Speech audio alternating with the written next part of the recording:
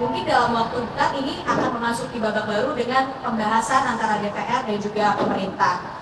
Nah, di balik semangat reformasi hukum pada RUU KUHP muncul, oleh karena itu partisipasi publik, diskusi-diskusi yang terbuka seperti ini tentu harapannya akan untuk menggali lebih dalam persoalan ini dan mencari titik keseimbangan antara penegakan hukum dan juga perlindungan hak asasi.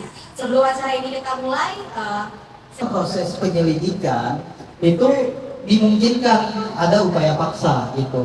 Jadi artinya manusia ini tidak lebih berharga dibanding barang gitu. Pidana bisa dilakukan upaya paksa dengan alibi subjektivitas penyidik gitu sebagainya. Nah, ini sewenang-wenangan lembaga penegak hukum, karena kita tahu bersama teman-teman dalam kasus tindak pidana korupsi orang media. Satunya juga yang Setia Novanto ya Pak ya, kalau boleh kita tarik mundur, yang juga mendapatkan banyak perhatian publik pada 21 Februari 2024 ya Prof ya, dan memulai di Fakultas Hukum UNS. Selain sebagai akademisi juga ada latar belakang. Ini juga pernah di Komnas HAM juga Pak Koirolana. Mungkin teman-teman yang masih ingat dulu pernah wawancara Pak Anam pada saat di waktu yang lalu, ini juga ramai menjadi perbincangan. Silakan.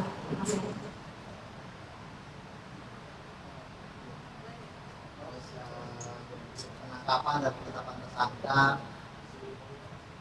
Direktur Pemberitaan KTV ya, dengan upaya untuk menangani proses hukum di kejaksaan dan menarasikan kerja-kerja penyidikan di kejaksaan yang secara negatif. Nah, ini yang dijadikan bukti. Tentu kita melihat kejaksaan sebagai penegak hukum terlalu jauh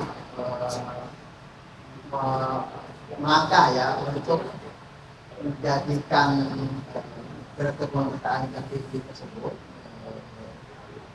sebagai tersangka dengan perintangan dengan buktinya pemberitaan. Karena ada undang-undang lex spesialis yang mengatur tentang pemberitaan. Kalau bicara tentang pemberitaan karya jurnalistik, itu Undang-Undang Nomor 40 Tahun 99 tentang pers ya, yang mana itu mengatur semua tentang kerja jurnalistik, jurnalistik itu kewenangannya diberikan ke Dewan Pers. Itu dalam hal ini kejaksaan seharusnya berkoordinasi dengan Dewan Pers dan menyerahkan berita-berita yang dianggap perintangan itu ke Dewan Pers. Jadi undang-undang jelas mengatur itu kewenangan Dewan Pers untuk menilai, memeriksa sebuah karya jurnalistik. Karena di sini yang jadikan bukti itu adalah karya jurnalistiknya. Nah, ini yang menjadi persoalan bagi kita, karena ini tentu ke depan bisa menjadi proses dari dulu, apalagi kalau sampai masuk tahap pengadilan ya, sampai putusan akan menjadi jurisprudensi nanti ke depan. Media yang kritis bisa aja dijerat menggunakan pasal ini, pasal zaman kemerdekaan pers. Kalau itu bisa kalau itu dibiarkan ya, tentu kami dari AGI sebetulnya sudah berkoordinasi dengan Dewan Pers dan Dewan Pers juga sebetulnya dengan Jaksa Agung ya, membahas soal kasus ini. Dan kejaksaan juga baru setelah itu kejaksaan menyerahkan bukti yang dianggap sebagai perintangan itu. Nah, yang jadi persoalan lebih jauh adalah ketika jurnalis dan media saja bisa dijerat dengan ini kan jadi pasal karet ya.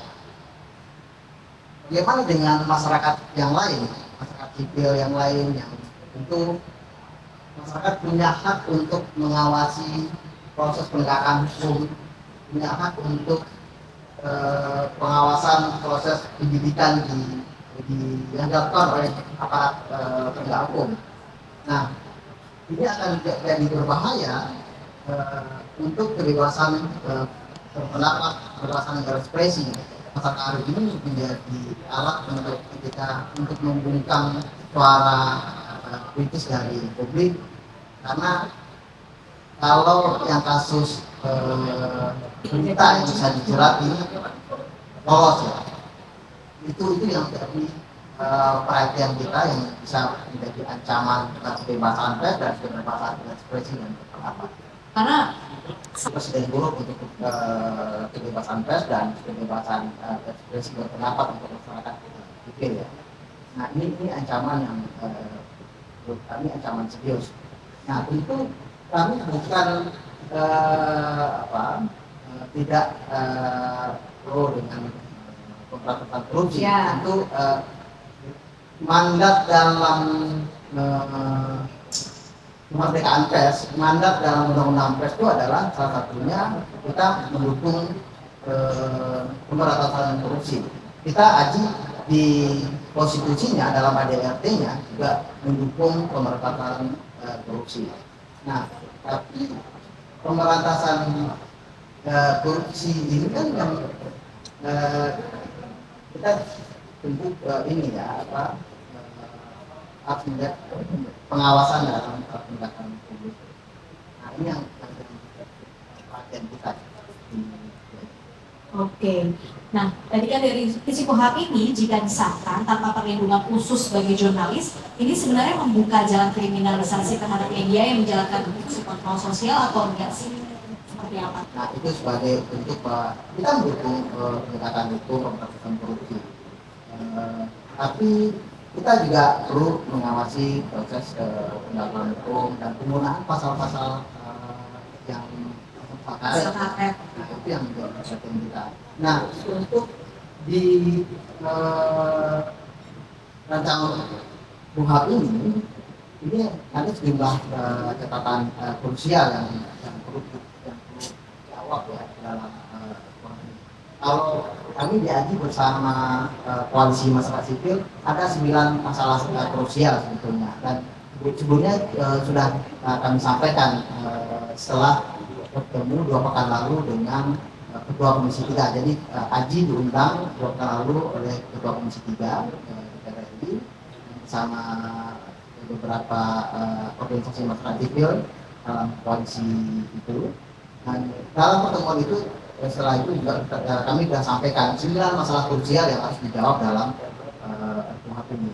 Nah yang menjadi perhatian Aji adalah salah satunya soal masalah larangan untuk siaran langsung streaming ya, karena selama di ini persidangan. Selama ini kita bisa menyaksikan langsung persidangan, kemudian juga rapat-rapat apapun gitu ya di DPR. Ini kita mungkin spesifik ke persidangannya ya, biasanya kita bisa mengikuti. Nah, itu bagaimana Mas? Nah, itu yang menjadi perhatian kami, salah satunya adalah ada pembatasan itu. Tentu kami menolak pelarangan untuk streaming itu ya, karena prinsip dari siaran langsung itu adalah keterbukaan informasi publik dan kebebasan pers. Jadi dengan persidangan yang terbuka, yang dibuka seluas-luasnya, ini jadi salah satu bentuk pengawasan dari publik dan lewat media ya, terhadap proses peradilan yang berjalan di pengadilan.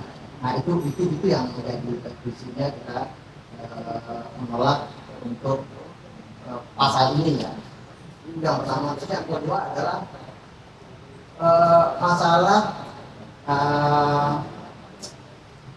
penangkapan, upaya paksa, kemudian penggeledahan. Ini juga menjadi persoalan bagi kita selama ini dalam KUHP yang lama ya, yang tentu perlu kita perbarui di KUHP ini dengan menggunakan pakaian bebas ya, seragam bebas. Itu dia dipukul, dirampas handphonenya, dan disuruh hapus karya jurnalistiknya, fotonya, videonya disuruh hapus. Itu adalah pelanggaran yang serius dilakukan oleh aparat penegak hukum. Sebetulnya pasalnya berlaku sih ancamannya terhadap pelaku ya. Yang pertama adalah ancamannya tentu pasal 18 ayat 1 Undang-Undang Pers tahun 99 nomor 40 itu ya. Ini ancamannya 2 tahun penjara karena menghalang-halangi kerja jurnalistik. Itu memenuhi unsur pasal pidana itu. Kemudian kekerasan yang dilakukan secara fisik oleh aparat kepolisian. Itu saat aksi demonstrasi itu banyak terjadi. Namun yang lebih banyak sebetulnya jurnalis yang ketika meliput aksi demonstrasi oleh aparat kepolisian itu ditangkap, dipaksa untuk menghapus karya jurnalisnya, apa itu foto, video, dan bahkan ada yang dirampas alat kerjanya, kameranya. Hal itu juga disampaikan ke Komisi 3 pada saat pertemuan dengan. Iya, kita jelaskan soal itu. Kemudian yang terbaru saya kasih contoh, ini soal yang serius. Ada jurnalis yang ditangkap di Kabupaten Manggarai, Nusa Tenggara Timur. Dia namanya Heri Kabut, jurnalis Floresa. Ditangkap saat meliput aksi warga masyarakat adat di Pocoleo menolak proyek geotermal, ya, proyek PSN, proyek strategis nasional tentang geotermal. Nah, dia saat meliput warga yang demo itu ditangkap oleh aparat kepolisian dan mengalami kekerasan secara fisik, jadi dianiaya, dipukuli, kemudian padahal dia sudah menunjukkan identitasnya sebagai jurnalis dan menunjukkan surat tugasnya. Kemudian alat kerjanya, laptopnya dipaksa disuruh buka semacam candinya. Kemudian handphonenya juga disuruh buka dan dipaksa untuk mengakses ini ya itu kan alat pribadi, alat kerja ya, handphone dan laptop itu diakses oleh aparat kerja. Nah ini kan yang harus diatur tentunya oleh dalam KUHP ya, bagaimana abuse-nya seorang penegak hukum, khususnya polisi dalam menangani sebuah aksi demonstrasi dalam menangani. Saya kira terima kasih. Assalamualaikum warahmatullahi wabarakatuh. Bu Bapak dan saudara-saudara, saya menjawab dulu ya. Ada satu hal saya kira yang kita mesti lihat secara pasti mengenai obstruction of justice. Ini dimulai dari KUHP Belanda tahun 1881 yang kemudian kita ambil alih, kalau saya tidak keliru, itu berlangsung di Indonesia di tahun 1917 atau 27, saya lupa tahunnya saya versi. Nah kemudian kita jadikan Undang-Undang Nomor 1 tahun 1944.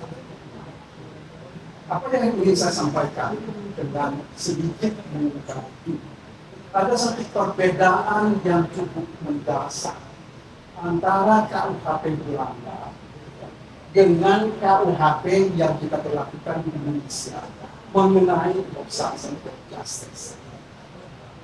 Kalau mereka lebih terbatas kepada kegiatan yang betul-betul sengaja tidak menuruti perintah atau tuntutan yang dibuat berdasarkan ketentuan undang-undang. Jadi ada undang-undang yang mengatur sedemikian sehingga orang itu bisa kena persoalan itu. Nah, sementara kita tidak.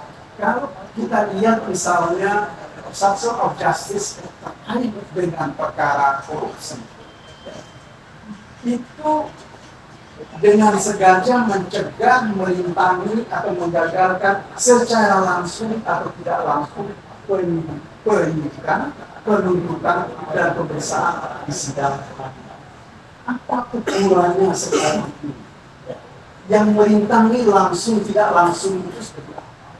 Ada nggak ketentuan undang-undang? Kalau saya sih berharap bahwa ada ketentuan undang-undang yang memang secara sengaja dilanggar oleh undang-undang, oleh orang yang melaksanakan kegiatan itu tadi. Saya nggak tahu kalau misalnya teman kita yang wartawan tadi, yang dia langgar itu undang-undang apa? Dia itu membuat pemberitaan, misalnya katakanlah membuat pemberitaan yang menyesatkan. Itu bisa saja, tetapi kan terkait dengan undang-undang kita mengenai obstruction of justice ini, itu kan begitu mudah ditafsirkan secara semena-mena. Kita nggak punya dasar, misalnya syarat satu perbuatan itu bisa kita katakan melanggar ketentuan undang-undang atau merupakan tindakan obstruction of justice itu apa? Kalau saya sendiri, misalnya ya, mestinya sengaja membuat keterangan yang menyesatkan. Kalau teman-teman wartawan itu membuat berita yang menyesatkan, artinya tidak sesuai dengan fakta yang dia lihat dan dia dengar, ini sengaja menyuruh orang ya, untuk tidak memberikan informasi atau menahan informasi yang benar. Kalau ada kesengajaan seperti itu, saya kira mestinya bisa. Yang ketiga, membuat tuduhan palsu. Dalam arti membuat berita palsu. Kemudian saya kira yang lain lagi, menganjurkan orang untuk, misalnya orang yang tidak melakukan kejahatan, tetapi dia diminta untuk mengakui kejahatannya. Ada orang yang menulis yang sebenarnya tidak ada, tetapi dia ada. Kalau seperti ini, menurut hemat saya bisa kita kategorikan memenuhi syarat apa yang akan kita sebut sebagai perbuatan melakukan obstruction of justice. Nah, tetapi kan sayangnya sekarang ini, kalau yang dari saya baca, 4 syarat itu tidak pernah ada di kita. Tidak pernah ada buktinya bahwa orang itu memang membuat berita yang menyesatkan atau membuat berita yang tidak benar. Nah ini saya kira yang jadi kalau saya bukan hanya persoalan Tuhan yang harus kita hadapi ke depan, tetapi undang-undang tentang obstruction of justice ini sendiri yang harus kita persoalkan. Karena kuhab itu hanya sekedar tools ketika orang akan diadili. Tetapi materi dari perbuatan orang akan diukur dengan undang-undang. Kalau undang-undang korupsi dia terkait dengan pasal 21, kalau KUHP lama dia pasal 221. Nah ini memenuhi syarat itu ya. Tapi posisi advokat sendiri Pak, kalau dalam konteks yang tadi obstruction of misalnya kita bisa melihat, bisa merasakan, saya tidak tahu advokat yang kena kemarin ya. Ya, masih nyambungin Javid ini juga selain jurnalisnya, tapi juga advokatnya. Apakah seorang advokat ini membuat analisis ya, berdasarkan fakta yang dia ketahui, sehingga dia anggap ini memusingkan, membuat susah penyidik, sehingga mereka dijadikan objek dari menghambat penyidikan. Kalau misalnya, salah satu contoh saya mengambil contohnya begini, kalau terkait dengan perkara-perkara korupsi yang selalu jadi bahan perdebatan kita dengan penyidik atau dengan hakim, terutama di ruang persidangan, adalah mengenai kerugian keuangan negara, besarnya kerugian keuangan negara dan cara menghitung. Teman-teman penyidik acap kali mengabaikan satu putusan MK nomor 21 tahun 2014 kalau saya tidak salah, tahun 2015 saya lupa itu, bahwa kerugian keuangan negara itu harus nyata dan pasti. Sementara sekarang yang kita lihat, acap kali pemberitaan yang disampaikan oleh teman-teman dari penyidik, apa penyidik KPK atau penyidik di kejaksaan, pemberitaan tentang kerugian itu yang luar biasa spektakuler. Bahkan ada yang 300 triliun. Bagaimana cara menghitung? Ini saya kira apa yang dilakukan oleh masyarakat ketika dia mengkoreksi cara-cara pemerintahan seperti ini. Kenapa kita koreksi? Karena itu misalkan, karena orang akan menjadi korban nanti kalau orang itu tidak dihukum dengan hukuman tinggi atau dibebaskan, maka yang bersalah itu bukan hanya orang itu. Pengadilan pun akan menjadi salah seolah-olah mereka terima suap. Nah, jadi saya kira ini yang harus kita lihat. Menurut hemat saya tidak patut seandainya ada advokat yang menyampaikan opini berbeda dengan pihak penyidik, kemudian akan dikatakan sebagai tindakan menghalang-halangi proses. Karena bagaimanapun juga ini kan dalam kerangka diskusi. Kecuali kalau seperti tadi, advokat itu memang secara sengaja ya, melakukan tindakan-tindakan yang memang betul-betul menghalangi. Kalau itu tidak terhalang, misalnya, pendidikan itu tetap jalan, bahkan proses hukumnya berjalan, apa itu kita mau sebut itu menghalangi? Ya mesti bisa. Tindakan-tindakan yang secara langsung itu menghambat. Itu kalau di KUHP kita. Jadi sudah disebut oleh Pak Magdi. Tapi kalau di dalam undang-undang korupsi, karena dulu politik hukumnya, maka harus tindakan sekecil pun yang itu dianggap menghambat, itu harus kemudian dianggap sebagai tindakan penghambat. Ya.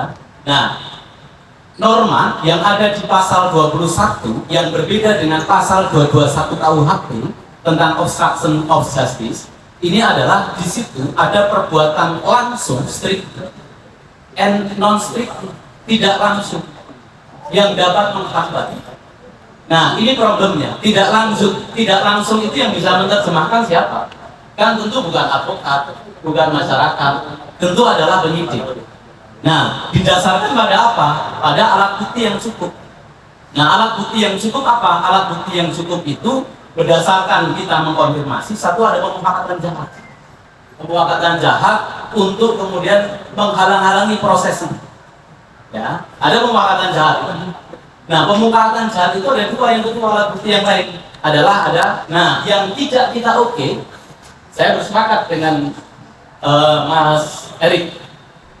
Kalau untuk insan pers nggak bisa, produk media, produk jurnalistik sekejam apapun, senegatif apapun, itu tidak bisa dijadikan sebagai delik, termasuk delik OJ. Itu adalah bagian dari kritik, bagian dari check and balances dalam penegakan hukum. Dalam penegakan hukum itu, kewenangan penegak hukum itu sangat besar. Pengawasan dari Komisi Kejaksaan, pengawasan internal tidak cukup. Butuh juga pengawasan dari publik, termasuk jurnalistik. Ya, jurnalistik. Nah, maka produk jurnalistik itu bukan merupakan produk yang akhirnya menjadi delik OJ-nya. Nah, delik OJ-nya apa? Ya kebetulan saja, yang kawan media itu dalam kasus itu adalah dia direktur pemberitaan, itu kebetulan saja. Tapi sekali produk jurnalistik yang dia hasilkan itu tidak sama sekali tidak masuk. Tapi ada alat bukti, dua alat bukti yang lain itu yang kemudian mengalir. Nah, makanya itu juga dibenarkan oleh Ketua Dewan Pers, Bu Nini, yang produk jurnalistik itu juga tidak masuk di situ. Makanya ya bisa jadi adalah salah ketika konferensi pers pertama itu. Tapi kemudian sudah ada joint statement antara Dewan Pers dan juga Puspen yang menyatakan bahwa ini tidak terkait dengan produk jurnalistik, dan itu hasil dari salah satunya adalah ketidaksetujuan kita bahwa ini produk jurnalistik tidak bisa masuk dalam. Dan setelah kita lakukan konfirmasi begini formatnya, betul ya, itu makanya positioning saya sampaikan ada hal yang kita bisa bersepakat, ada hal yang tidak bersepakat. Nah, itu satu tentang obstruction of justice. Karena kita dasarnya adalah regulasi.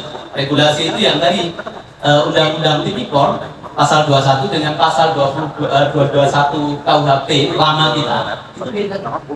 Ya, beda. Nah, terus yang kedua, ini soal jadi ada beberapa isu yang harus kemudian kita sampaikan juga. Yang kedua adalah soal KUHP. Yang ketiga nanti kita bisa diskusi soal perhitungan kerugian negara, tapi mungkin bisa jadi di lain tempat ya Pak. Nah, tentang revisi KUHP, saya mulai dari begini. Bapak Ibu, saya pikir kita punya perhatian, kegelisahan yang sama, tapi bingung untuk menyampaikannya seperti apa. Bayangkan, KUHP kita itu terakhir tahun 81. Pengganti HIN Sudah 40 tahun lebih. hampir 45 tahun. Ibaratnya kalau kita hitung, nanti kita beratkan saja, ini akan direvisi 45 tahun lagi.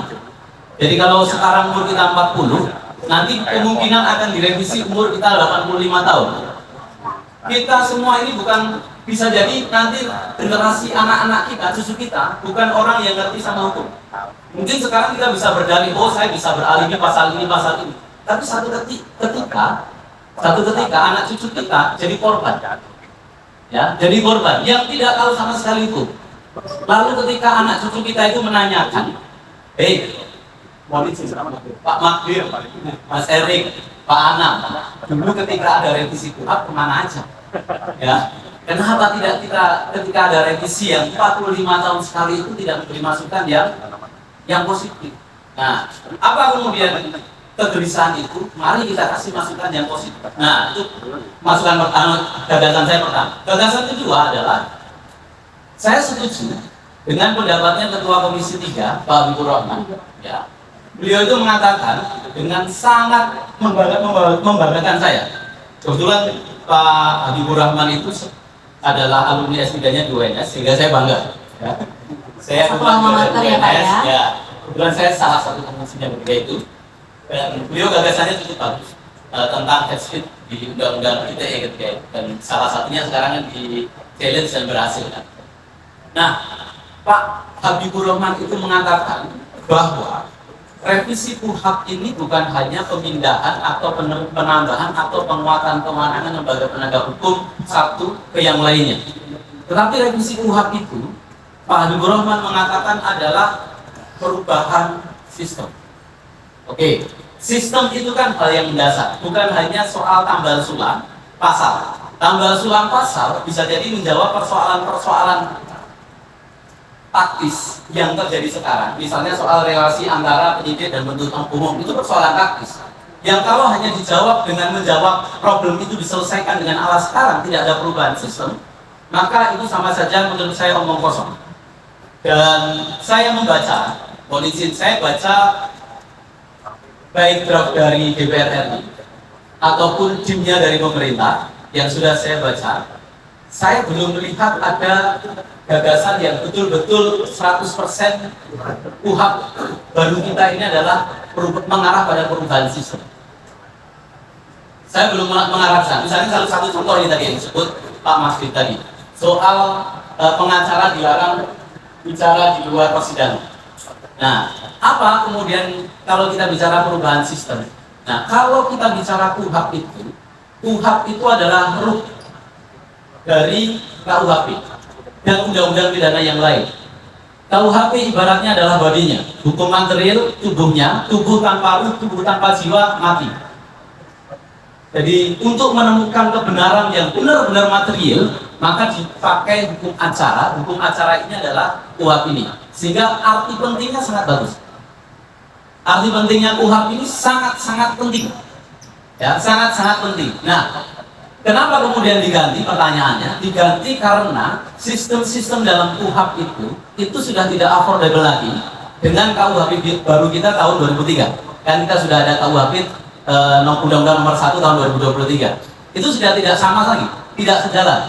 Nah, apa ruhnya dalam KUHP? Yang paling mendasar adalah di KUHP baru kita itu soal pemidanaan.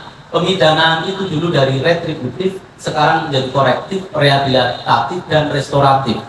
Itu menandakan perubahan dalam konsep penegakan hukum pidana dari cara crime control model kepada due process of law. Nah, crime control model itu hanya soal bicara, kewenangan penyidik ditambah, kewenangan penuntut umum dikurangi, kewenangan penuntut umum ditambah, kewenangan penyidik dikurangi. Hanya bicara di situ. Ya, itu crime control model yang ujungnya adalah bagaimana agar si terdakwa itu bisa kemudian dipidana, orang yang diduga itu bisa kemudian dipidana. Nah, kita melihatnya undang-undang ini belum mengarah ke sana, belum due process of law. Due process of law itu setidaknya ada dua hal yang kemudian harus dilalui. Pertama adalah ada proses challenge, ada proses korektif yang bisa dilakukan dalam setiap tahapan. Yang kedua adalah adanya jaminan pelindungan, baik itu kepada korban, saksi, bahkan kepada terduga, tersangka, dan seterusnya, itu ada pelindungan di situ. Ya, yang kita melihat sekali lagi belum mengakomodasi. Contoh, mohon maaf, dalam konteks penyelidikan tadi disampaikan juga oleh Mas Kamil.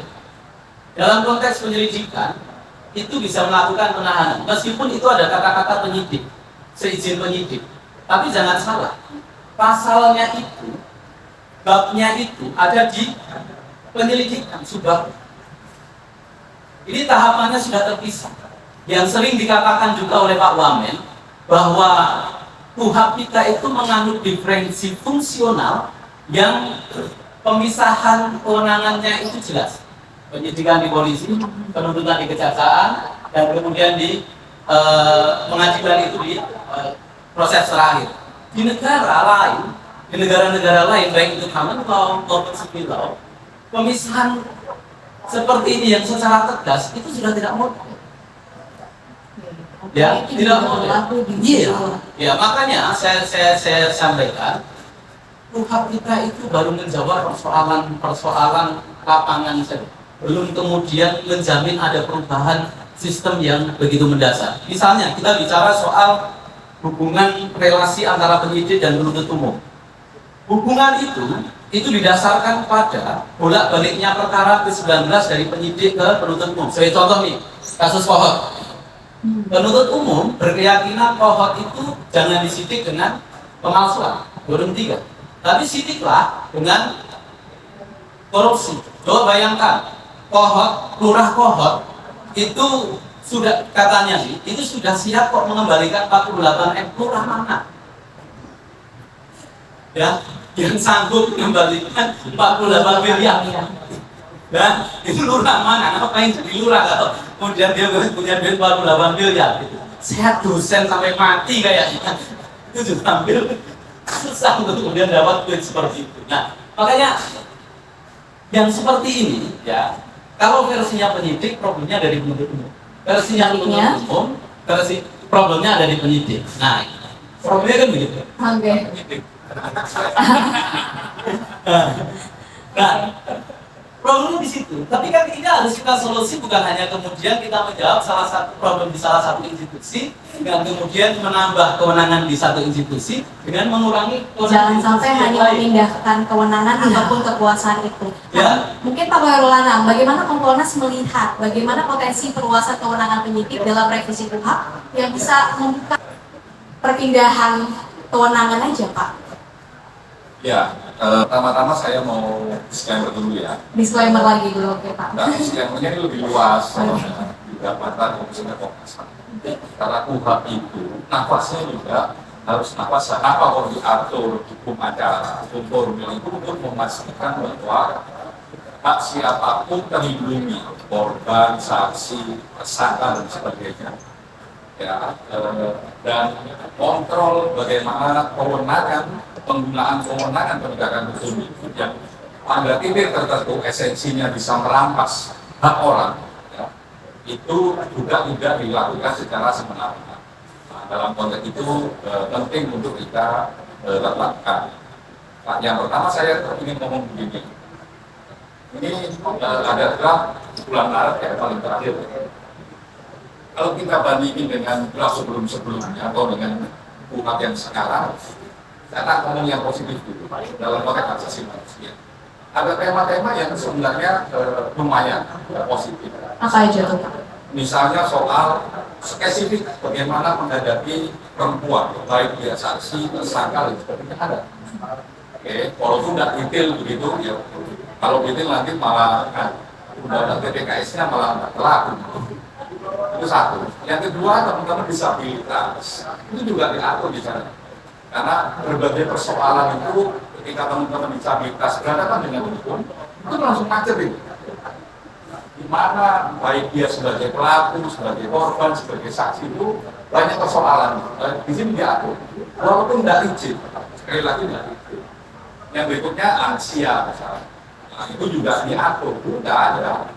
Ya, ini juga lumayan walaupun tidak itu. Tapi istilah anjing-anjing itu jadi penting di situ untuk kita atur kembali bagaimana memastikan bahwa perlindungan dan kontrol terhadap kewenangan itu berjalan dengan baik. Nah, itu yang pertama. Yang kedua, dulu nggak ada gelar perkara itu langsung kan gini. Prinsip utama di pidana itu cepat. Kenapa sih kok harus cepat? Ya, salah satunya ini cepat. Kenapa sih kok harus cepat? Karena itu bersinggungan dengan hak orang, kebebasan orang, kemerdekaan orang. Sekali bleset, ya orang akan ditahan lama. Sekali bleset, dia kena status tersangka, nggak jelas-jelas apa prosesnya, reputasi dia juga hancur. Nggak jelas ini orang dibantu sebagai tersangka sampai 10 tahun misalnya dia juga hancur reputasinya. Makanya prinsip dasarnya harus cepat. Nah, ini salah satu yang positifnya ya, menurut saya. Di gelar perkara itu kan kalau dalam kuhap yang kemarin itu kan di proses penyelidikan, masuk ke penyidikan di gelar perkara, penyidikan peristiwa pidana dan sebagainya, barulah SPDP ke penuntut. Nah, sekarang dipotong gitu. Gelar perkara itu melibatkan penuntut dan melibatkan jaksa pengawas.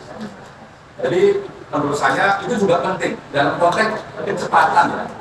Nggak soal nanti prakteknya nggak cepat-cepat ya, itu soal praktek, tapi dalam sistem memang harus cepat karena itu akan merampas hak orang. Saya misalnya tiba-tiba keserempet jadi tersangka, kecil kasih di kapan di sidang, kapan ini, itu merugikan reputasi saya. Atau saya tiba-tiba ditahan dan sebagainya. Nah itu juga problem. Itu yang pertama. Yang kedua, ini yang catatan kritisnya. Jadi yang nggak bisa dibendung adalah logika pembuktian. Salah satu logika pembuktian adalah pakai teknologi. Nah, pakai teknologi itu ada penyadapan, ada macam-macam, ada bukti elektronik dan sebagainya dan sebagainya. Harusnya logika itu mempercepat proses. Nah ini enggak kuhap ini. Orang ditahan kalau kemarin 20 nggak cukup, ditambahin 20. Sekarang 20 tambahin 40. 60 hari statusnya nggak jelas. Ya, kalau ini pacaran kan serem begini, 60 hari statusnya nggak jelas. Gantung ya Pak ya. Maksud saya, ada di sisi yang lain, ada minta kewenangan penyadapan, minta pembuktian benda-benda elektronik. Tapi di sisi yang lain, karakter dasar kecepatan pembuktian tersebut tidak berimbang dengan perlindungan hak tersangka dan sebagainya itu. Kenapa penghukumannya kelamaan? Ini dalam semua lini, tidak hanya di pendidikan, sampai di level hakim. Harusnya sudah lah. Kalau dikatakan misalnya video itu, phone misalnya, bukti elektronik ada video, ada CCTV dan phone, ya apa itu harus ditahan? Misalnya sampai dibuktikan misalnya. Nah, ada logika yang menurut saya dalam konteks perkembangan dana tidak seiring dengan karakter bagaimana perlindungan tersangka dan sebagainya tersebut. Nah, salah satunya adalah kecepatan. Sekali lagi pidana itu merampas orang. Ya, sekali keserempet ya ditahan. Tahanannya. Tapi kalau logikanya nggak seiring dengan logika pembuktian dan perkembangan zaman ya sana. Nah, itu. Yang berikutnya, ya, yang bagus ini ya, tapi ini perlu kontrol yang baik. Karena kalau enggak penyalahgunaan kewenangannya akan sangat terbuka. Apa? Ini sampai level pertama, di level rencana penyelidikan. Dulu tidak ada rencana penyelidikan dalam kuhap, tidak ada. Sekarang diadakan. Ada. Jadi kalau sebagai penyelidik mau ngapain itu ada rencana penyelidikan. Tapi pertanyaannya, siapa yang bisa kontrol rencana penyelidikan ini? Apakah cukup penyidik? Misalnya kalau dalam konteks urusan kepolisian, apakah hanya penyidik di rencana penyelidikan ini? Ini langkah yang menurut saya positif. Jadi orang bisa ukur. Tapi pertanyaannya, siapa yang bisa kontrol itu? Apalagi misalnya beberapa hal itu sebenarnya harusnya kewenangan penyidik, bukan penyelidik. Terutama menangkap orang. Saya setuju itu menangkap orang ya jangan penyelidik, tapi penyidik. Kenapa menangkap orang itu penting? Harus penyidik. Karena dengan penyidik itu statusnya jauh lebih jelas daripada penyelidik. Penyelidik itu kan belum jelas nih. Kalau pihak logik berpikirnya di kuhap ya, kan penyelidik itu kan status peristiwanya aja belum ada. Status orang jadi tersangka atau tidak tersangka dan sebagainya juga belum ada. Kenapa kok ditangkap? Mungkin kalau ditangkap tangan, kalau tangkap tangan ya siapa bisa nangkap. Kalau ini tidak tangkap tangan, harusnya memang tak perlu. Penyelidik itu memiliki kewenangan untuk melakukan penyidikan. Atau kalau logikanya saya curigai, karena beberapa pasal ini saya membayangkan ya, berhubungan dengan kejahatan terorisme. Karena di sini ada beberapa yang aneh-aneh soal keamanan negara. Keamanan negara itu misalnya hak keistimewaan dari advokat. Jadi begini, kenapa saya pakai pendekatan hak asasi manusia? Untuk memastikan bahwa yang punya kewenangan mau polisi, mau jaksa, mau hakim yang punya kewenangan, kewenangannya dikontrol, kebenarannya juga dikontrol, dia harus ada advokat. Advokat kan kontrol prosedurnya, kontrol juga substansinya. Nah, cuman kalau masuk dalam konteks kejahatan keamanan, mereka ini advokatnya. Bahkan kalau nggak boleh ikut masih, ya itu persoalan. Tadi masih problemnya itu 60%. Tapi yang problem paling serius adalah pembicaraan advokat dengan kliennya dalam konteks keamanan negara itu bisa didengarkan oleh penegak hukum, oleh polisi maupun oleh jaksa. Itu nggak boleh. Nah, bagaimana seseorang bisa pun melakukan pembelaan, ya, advokat, dan Sudah bagaimana? diketahui ya. Iya loh, itu kan strategi.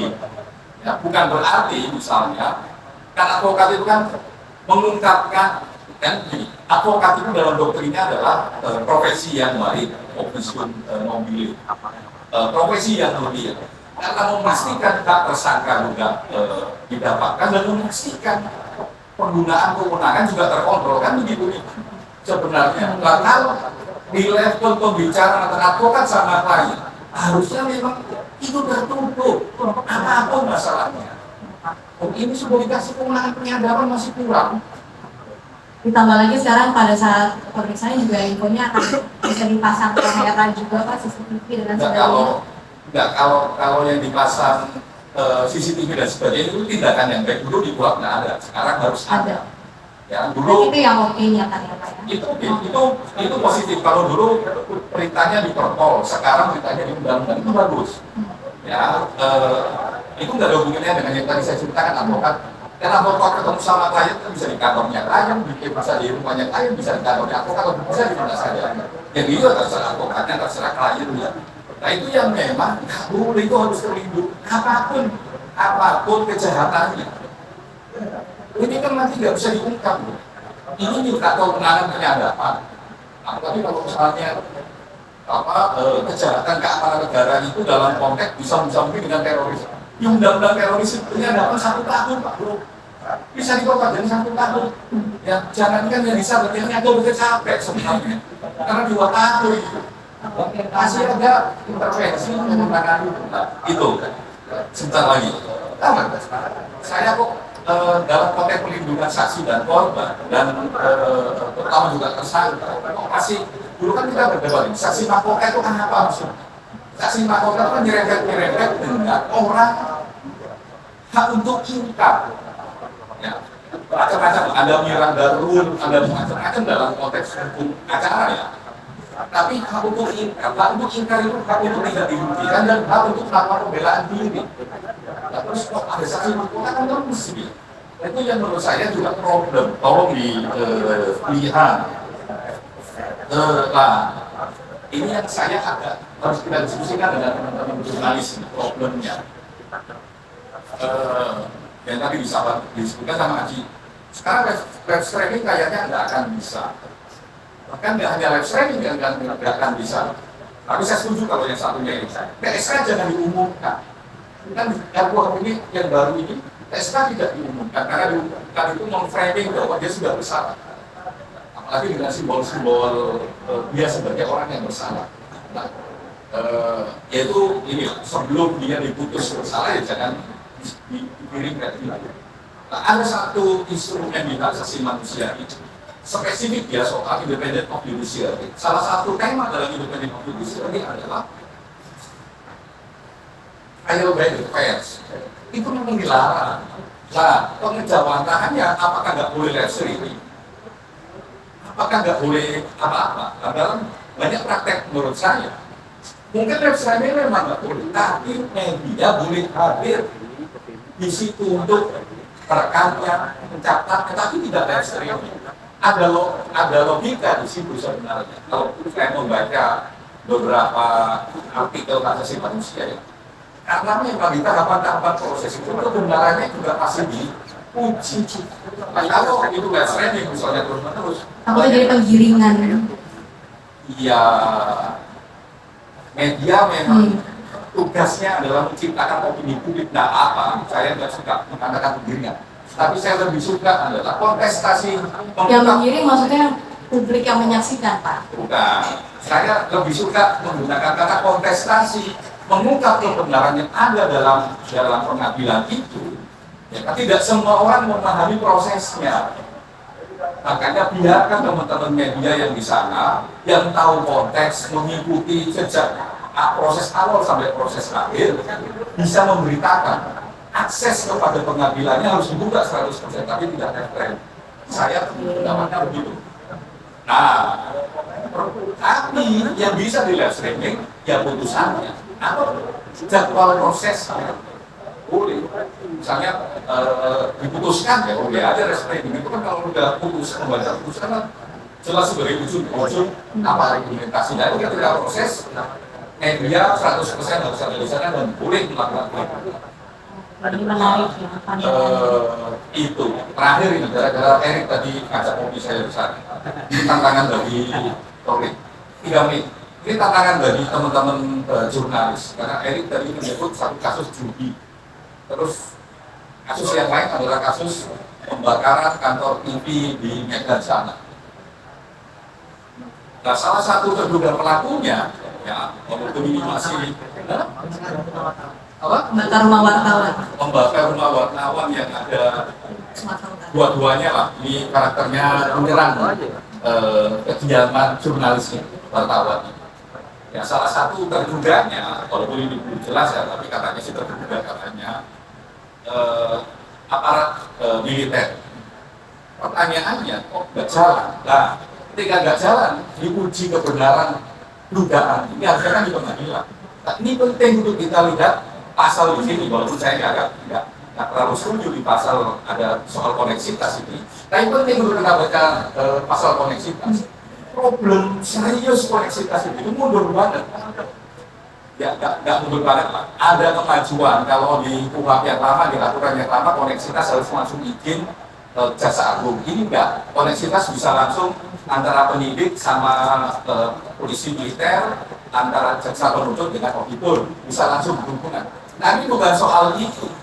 Kalau ini karakternya sipil, semua keputusan gelar perkara, bukan koordinasi. Ngambil keputusan itu gelar perkara, status ini gelar perkara, status ini gelar perkara. Nah ini itu sifatnya koordinasi. Kalau koordinasi itu di mana pengawasannya, di mana akuntabilitas. Kalau dalam praktek misalnya gelar perkara ada praktek yang dulu, ya kita bisa ngomong itu prakteknya bukan sistemnya. Tapi kalau di koneksitas yang itu sifatnya koordinatif, siapa yang kontrol, terus bagaimana mengukur akuntabilitasnya, itu persoalan itu. Nah, saya sih mengajar misalnya begini, kalau masuk dalam ruang-ruang koneksitas, ya, untuk menentukan apa ini kecenderungannya ke pengadilan umum atau ke pengadilan militer, gelar perkara, bukan koordinasi. Koordinasi itu ya macam-macam. Nah, koordinasi itu kan kalau itu sifatnya rapat, itu bukan proses hukum, rapat, proses administrasi. Tapi akuntabilitasnya rendah. Nah, oleh karenanya karena pengalaman tadi diceritain sama Erik, ya, nah itu penting untuk juga kita memperdebatkan soal koneksitas. Apalagi dokumennya nanti akan banyak koneksitas itu jadi penting untuk kita dorong, gitu ya. Sambil menunggu pengadilan reformasi pengadilan militer. Nah, koneksitas ini terutama bagi teman-teman jurnalis yang nanti ya kerjanya di tempat-tempat yang memang konflik, misalnya risiko tinggi dan sebagainya. Koneksitas penting kita lihat karena di KUHP ini karakternya lumayan agak terbuka begitu ya, prosesnya juga melibatkan banyak orang. Cuma di koneksitas ini kurang melibatkan, kurang akuntabilitas. Terima kasih. Terima kasih Pak Anam, penjelasannya menarik, terutama dengan soal konektivitas sendiri yang tadi betul-betul ditekankan di akhir. Dan akan ada hukuman mati. Tapi sejauh ini sampai sekarang, entah kemana belum ada kabarnya lagi.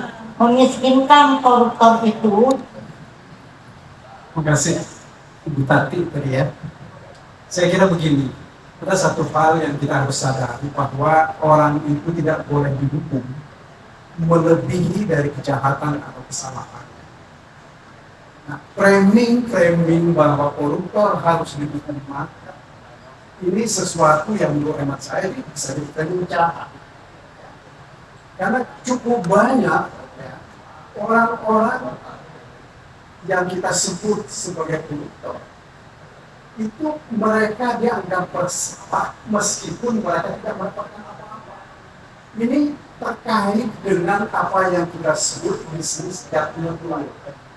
Di republik ini, bisnis judgment rule itu masih belum diakui. Sehingga keputusan-keputusan bisnis ya, yang selalu, misalnya keputusan bisnis yang merugikan perusahaan, itu dianggap merugikan keuangan negara. Ini kecelakaan.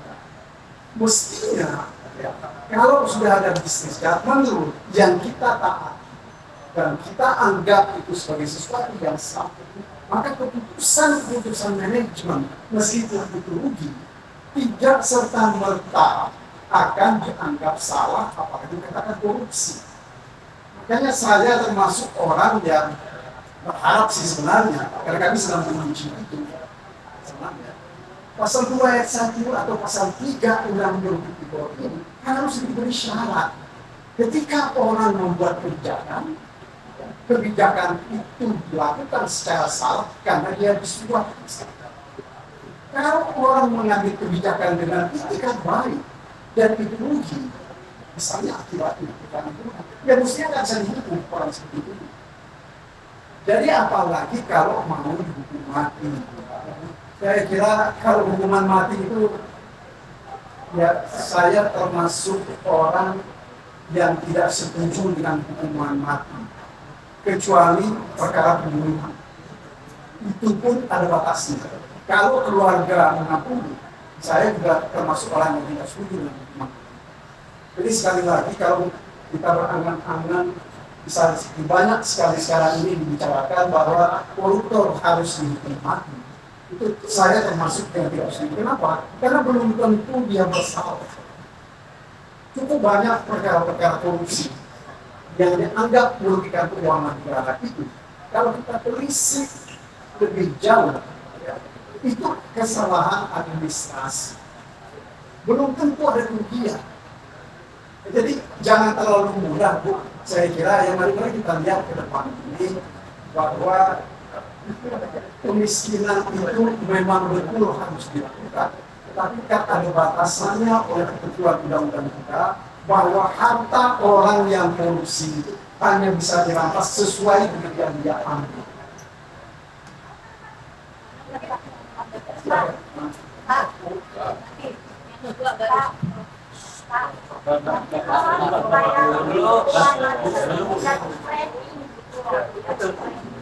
Tidak berkontribusi terhadap pengungkapan kebenaran dan kejahatan itu sendiri.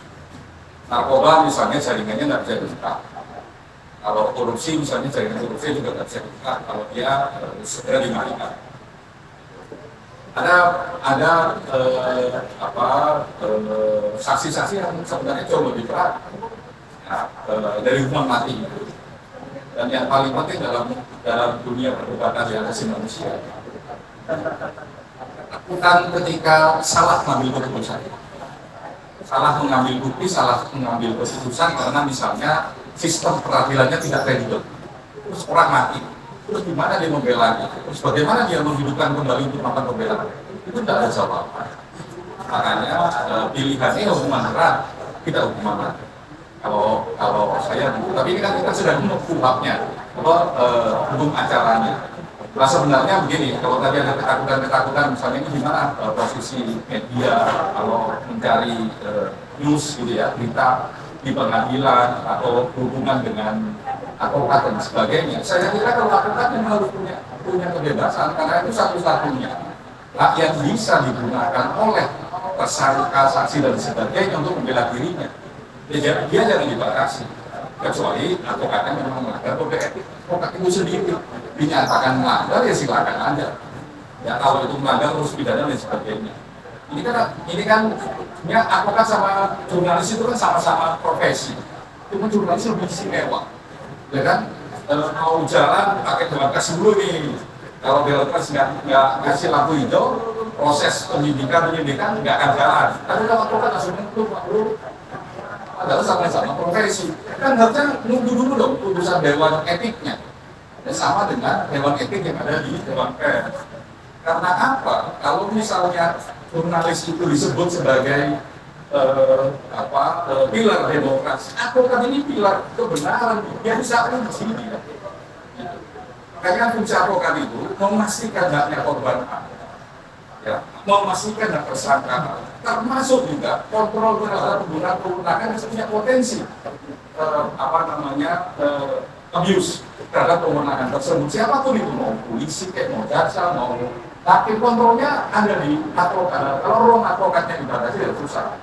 Nah, cuman yang memang harus dilihat betul-betul, saya ini ya, rekan-rekan ini ngajak diskusi ya. Ada satu instrumen, sekali lagi ada satu instrumen di asasi manusia itu memang trial by the press itu bagaimana meletakkannya.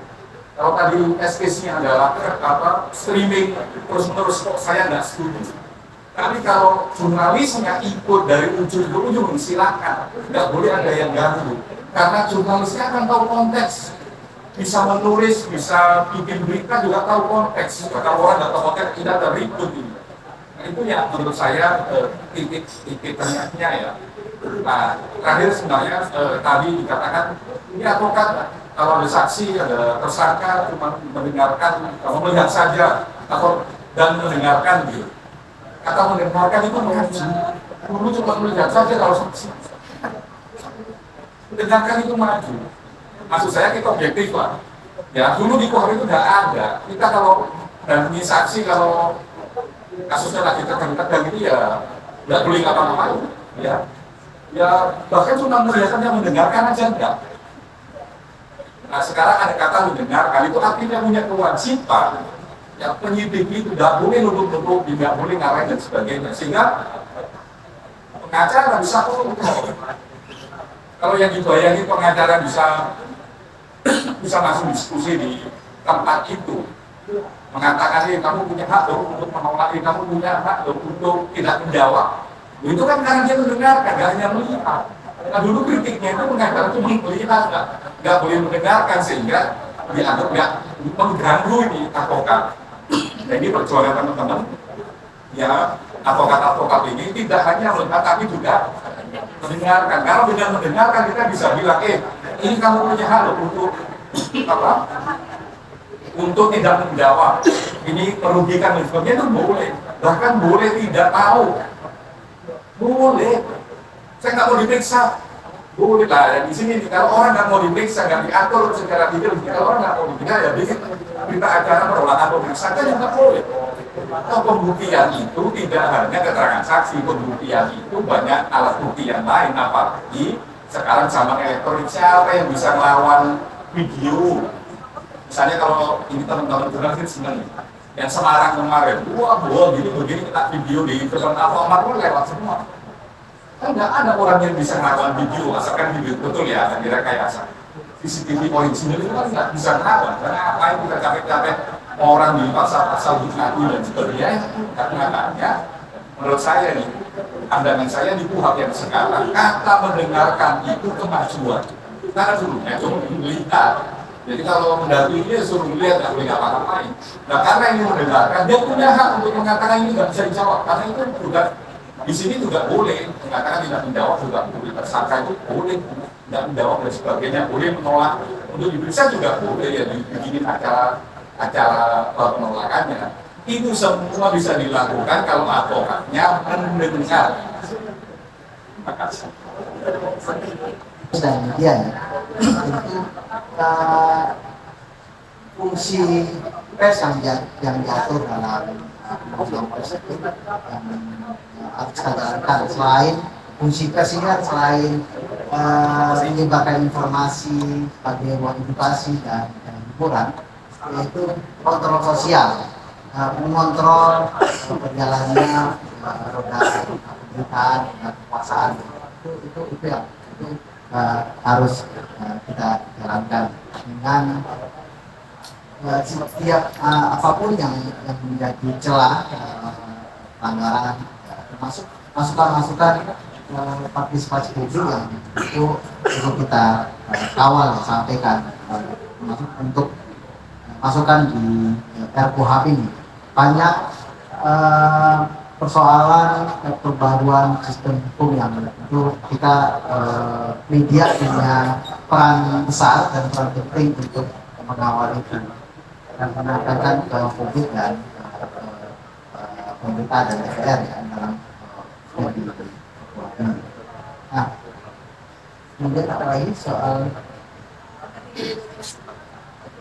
ya kontrol itu ya tentu tidak hanya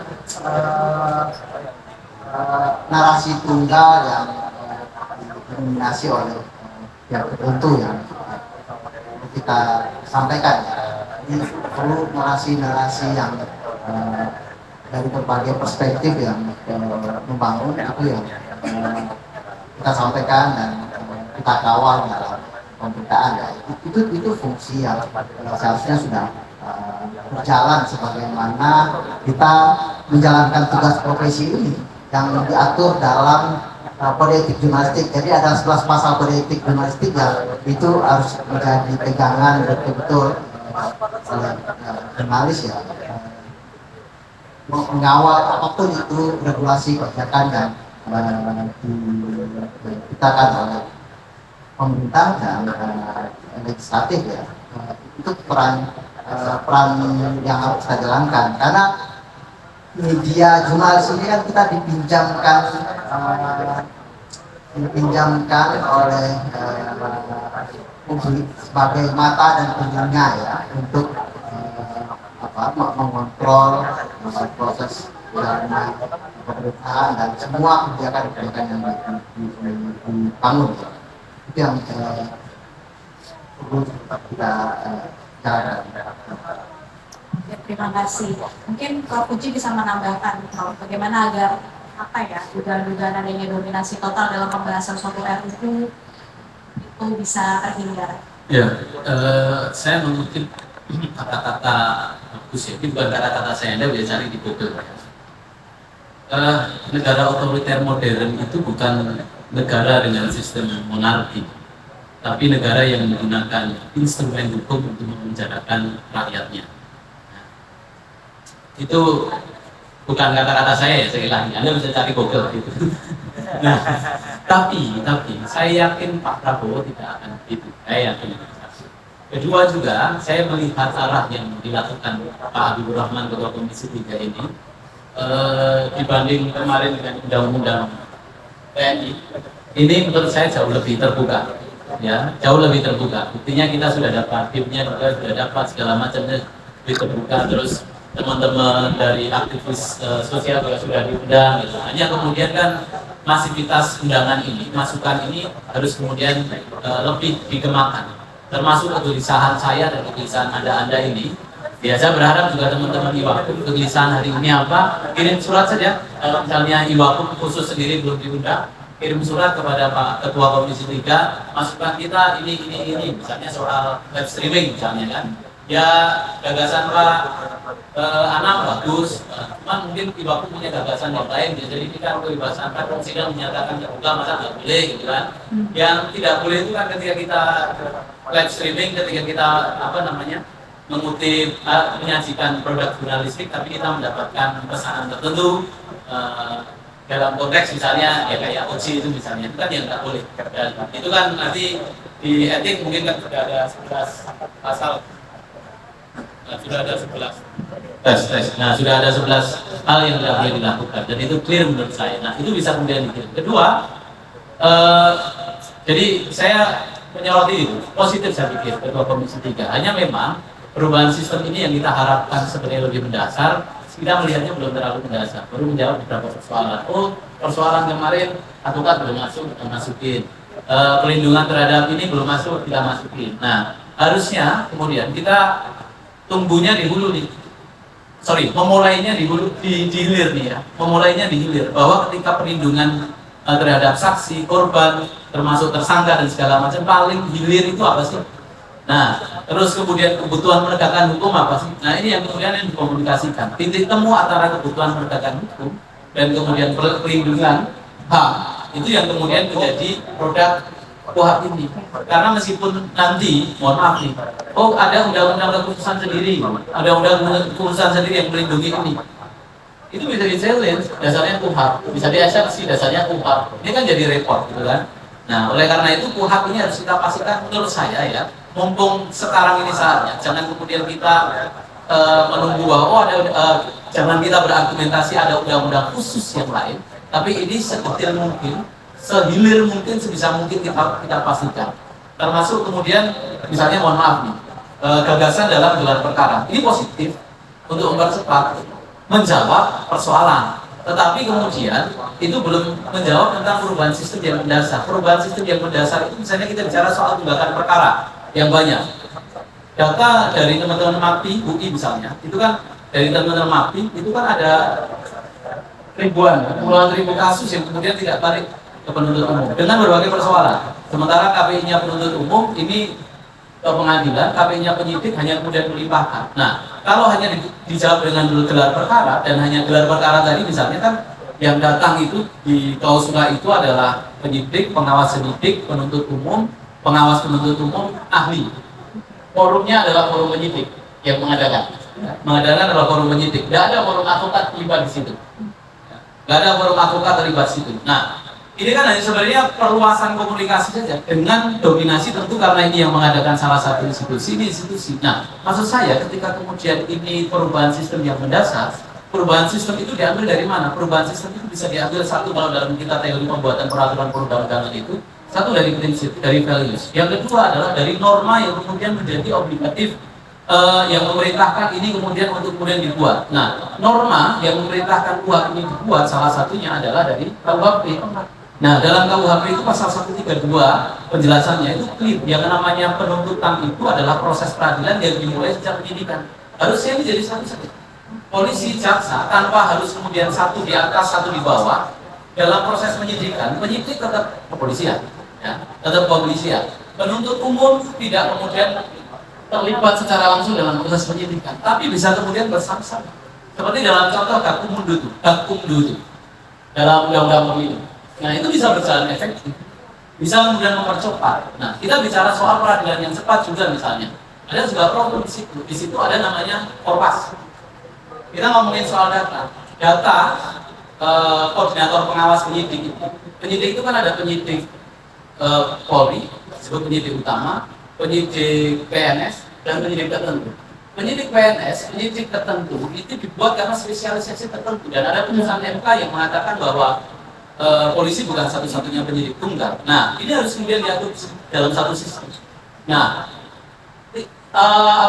perbuatan hukum, penegakan hukum yang dilakukan oleh penyidik, kecuali kejaksaan dan TNI, KPK, itu harus kemudian di bawah koordinasi Korpas ini. Ini pertama proses, bahkan termasuk akan pelimpahan ke penuntut umum pun itu harus kemudian melewati proses ini. Nah, ini akan dianggap kemudian tidak menjawab persoalan peradilan yang cepat. Kalau peradilan yang cepat sebenarnya cukup nih, pemberitahuan saja. Kan pemberitahuan nanti selesai. Dan kita ngomongin soal tadi data yang saya sampaikan, datanya kalau di BPNS dan di penyidik tertentu itu tunggakannya hampir 0%. Ya, tunggakannya hampir 0%. Nah, ini kan kita harus jawab juga. Perubahannya bukan kemudian menjawab tadi soal memperbesar kewenangan satu, memperkecil kewenangan yang lain, tapi kita benar. Jadi dari hilir kita simpulkan jawabannya begini, nanti proses tawarnya di mana nih?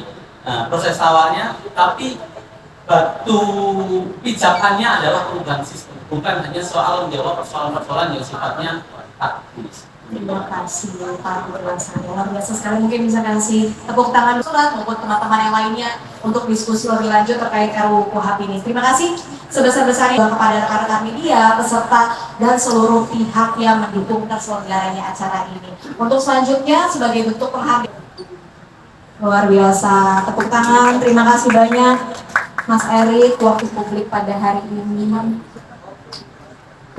Mas Erik, Ketua